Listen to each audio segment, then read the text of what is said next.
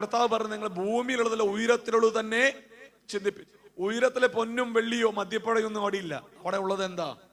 സ്തോത്രം. എഫെസ്യ ലേഖനം 1 വായിക്കുന്ന പ്രകാരമാണ്, സ്വർഗത്തിലെ സകലവിധമായ ആത്മീക അനുഗ്രഹങ്ങളാലും. അപ്പൊ അവിടെ ആത്മീക അനുഗ്രഹമാ സ്വർഗത്തിലുള്ളത്.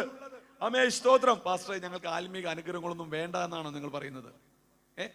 പാസ്റ്ററെ, ഇവിടെ എങ്ങനെയൊക്കെ ജീവിച്ച്, ഇവിടെ എങ്ങനെയൊക്കെ വിദ്യാഭ്യാസം കഴിഞ്ഞ് അത്യാവശ്യം ചായയും കാപ്പി കുടിക്കാനുള്ള വലുതും കിട്ടിയാൽ മതി എന്നുള്ളൊരു തോന്നലൊന്നും വേണ്ട.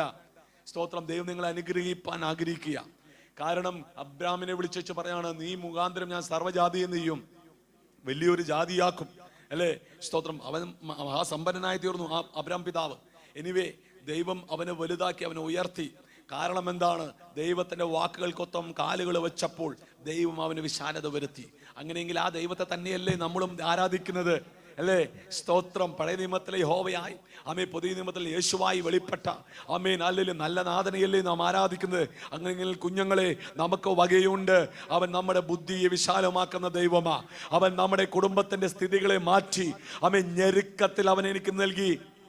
ചേർന്ന് പറയും, ഞെരുക്കത്തിൽ അവൻ എനിക്ക് വിശാലത വരുത്തി. അപ്പൊ ഞെരുക്കത്തിലും കർത്താവിന് എന്ത് ചെയ്യാൻ പറ്റും? വിശാലത വരുത്തുവാൻ പറ്റും. കഷ്ടതയിൽ നിനക്ക് അവൻ എന്ത് ചെയ്യാൻ പറ്റും? ആമേൻ, സ്തോത്രം, ഒരു വിശാലത വരുത്തുവാൻ പറ്റും. Praise God.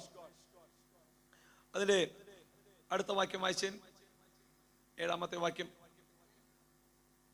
വായിച്ചു. ഞാൻ കഷ്ടതയുടെ നടുവിൽ, അത് 7-ാമത്തെ വാക്യമല്ലേ? ഞാൻ കഷ്ടതയുടെ നടുവിൽ നടന്നാലും നീ എന്നെ